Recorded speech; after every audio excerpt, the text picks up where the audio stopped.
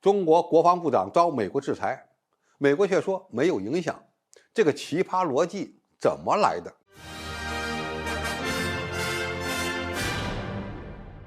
观众朋友，大家好，我是付先少。我们都知道，美国为了打击俄罗斯的武器出口，通过了以制裁反制美国敌人法，对相关国家实施制裁。但是实施时呢，又看人下菜碟儿。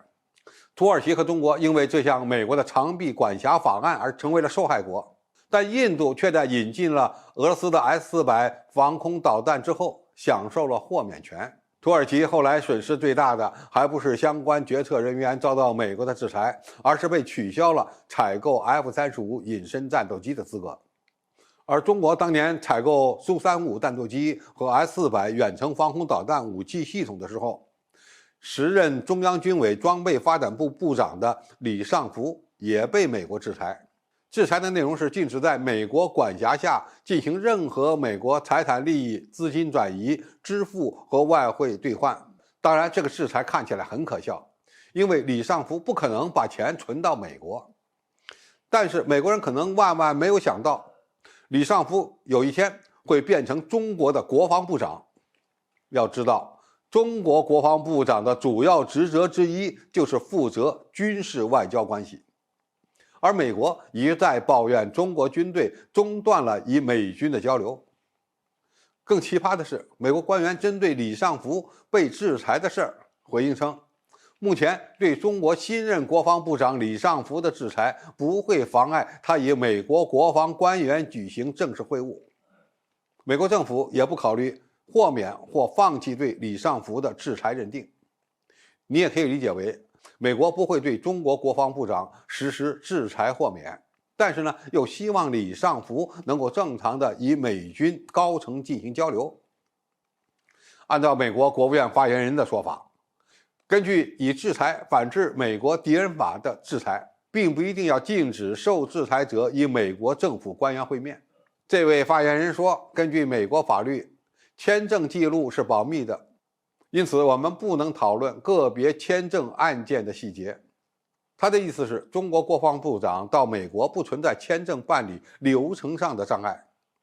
白宫还强调，拜登政府继续寻求与中国军方领导人进行公开的沟通，以确保竞争不会蔓延成为冲突。自从2022年11月以来，中美尚未举行过国防部长层级的军事对话。那么李尚福上任后，中美军事交流有可能恢复吗？现在看几乎没有可能。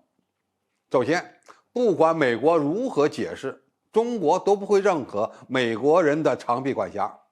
如果不解除对李尚福的制裁，那么双方国防部长层级的对话就会被长期冷冻。要注意，这可不是因为佩洛西窜访台湾地区所带来的中美军方的暂时沟通中断，而是因为美国的恶意制裁所带来的严重障碍。在这方面，中国根本就不可能会听美国人的所谓解释。其次，中国还可以利用美国制裁中国国防部长为由，长期中断与美国军队各个层级的沟通。中国本来就对中美军事交流美方的诚意抱有怀疑，现在正好可以利用这个机会，长期中断中国与美国印太司令部司令之间的联系，中美基层联络官直接的联系等等。只要中美军事交流不恢复正常，双方发生擦枪走火的几率就会越来越高。这对经常在中国家门口活动，而且常常打擦边球的美军来说，明显要更着急。因为一旦发生难以预测的事件，美国人怎么办？这确实是一个很令他们头疼的问题。最后，中国甚至可以对等的制裁美国的国防部长。不要忘了，美国现在仍然在推动对台军售，加强美台军事勾连。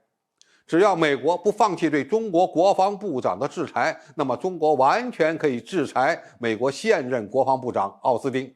这样，中美军事交流就算彻底的陷入了一个死结。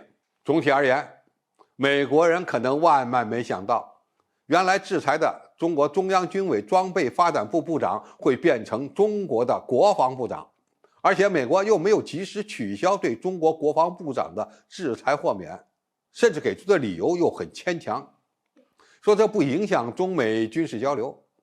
对于美国人的这套奇葩逻辑，中国就算不对等还击，也有的是办法让美军越来越着急。好，今天评述就到这里，谢谢大家收看，我们下期再见。